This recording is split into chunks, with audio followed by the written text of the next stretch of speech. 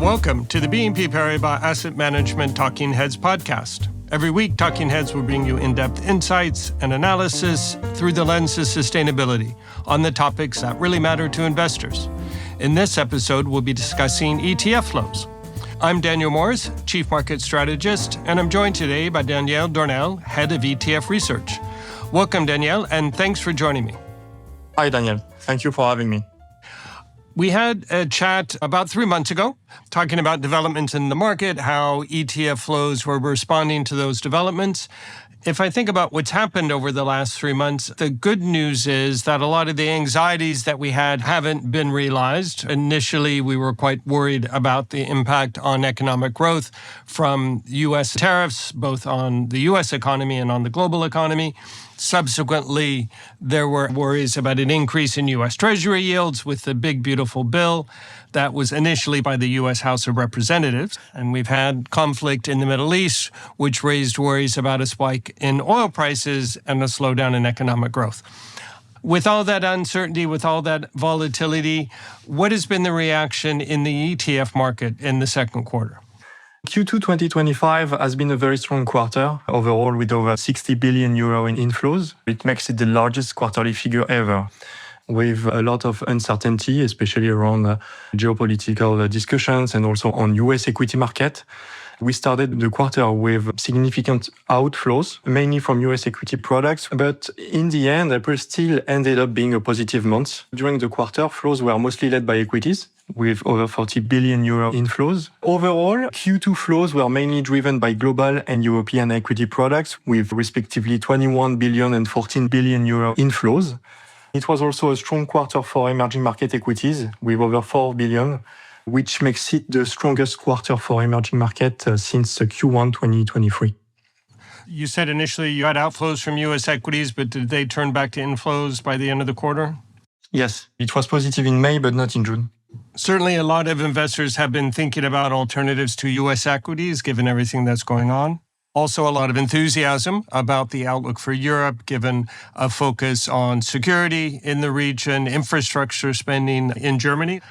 Can you elaborate on the U.S. equity flows, given the market uncertainty? We started the quarter on a difficult note with outflows of almost 6 billion. We haven't seen a rotation out of US equities into European and global equities, but it's more that investors have stopped allocating more money to the US. If we look into the details, we still saw significant inflows into core exposures, such as the S&P 500 or Nasdaq 100, with around 10 billion in inflows.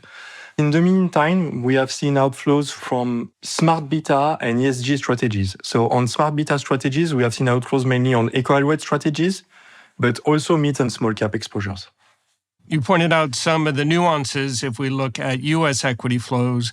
Have you seen something similar on the fixed income side? Fixed income were very strong in Q2 overall with 19 billion in inflows. It's one of the largest quarterly figures ever. Looking at the sub-asset class level, we observed that the less risky sub-asset classes were favored by investors, with government and ultra-short bond exposures leading the flows with respectively 7.6 billion and 6.7 billion in inflows. In terms of regional allocation, if we look at the government bond flows, they were largely dominated by Eurozone exposures with over 4 billion, followed by global ones. So it's a bit similar to what we have seen on equity, where flows on US exposures were lower than global and Eurozone ones. To wrap up, Danielle, maybe you can share with us any other interesting trends you see in the markets over the last quarter. I'd like to mention 4 things. So the first one on fixed income, I mentioned that the bulk of the flows were into the less risky asset classes. In the last couple of weeks, we have seen a gain in interest for more risky ones, with corporate investment grade and high yield exposures getting some traction. And we are seeing a change in terms of where investors are allocating their money. Back to equity, something to mention are the positive flows that we have seen on defense ETFs. We have seen a lot of flows also into active ETFs, just like on passive exposures, I would say. Most of the flows were into global and European exposures. If we look into the details, more enhanced strategies have been gathering interest. Just to clarify this point, what we mean by enhanced strategies are products that tend to have quite low tracking error and quite low deviation versus standard indices. They behave very similarly to traditional passive strategies with a different aspect, such as ESG integration or alpha generation. The final comment I would like to make is on ESG flows. We have seen only 6% of the flows in Q2 into ESG products, which is a very low point. It's even lower than the previous quarter. If you look at the details, we still see different trends for low tracking error strategies. Those products still experience inflows, around 3 billion, while the very selective strategies that tend to deviate a lot from a traditional benchmark suffered a lot in terms of flows. If I could summarize some of the key points that you shared with us, Daniel, I guess the main theme was uncertainty. That was manifested if we look at the outflows initially from U.S. equities and positive flows into European and emerging market equities. For fixed income, you saw flows to generally lower risk assets, government bonds, short duration funds, also concentrated in the Eurozone. Encouragingly, you saw a return in risk appetite, flows more recently, including active ETFs, and positive flows into lower tracking error ESG ETFs. Well, Daniel, thank you very much for joining me. Thank you very much. That's it for this week's episode of Talking Heads.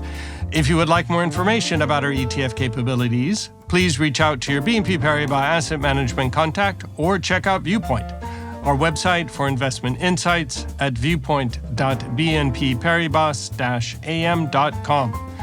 We recommend subscribing to Talking Heads on your favorite podcast channel, such as YouTube or Spotify. You'll receive your podcast episodes every week. If you like Talking Heads, leave us a positive review and a nice rating. You've been listening to the BNP Paribas Asset Management Talking Heads podcast with me, Daniel Morris, and Danielle Dornel, Head of ETF Research. Please do join me next week. Until then, take care. This presentation includes a discussion on current market events and is not intended as investment advice or an offer of products or services by BNP Paribas Asset Management. Please keep in mind that the information and analysis in this presentation is only current as of the publication date.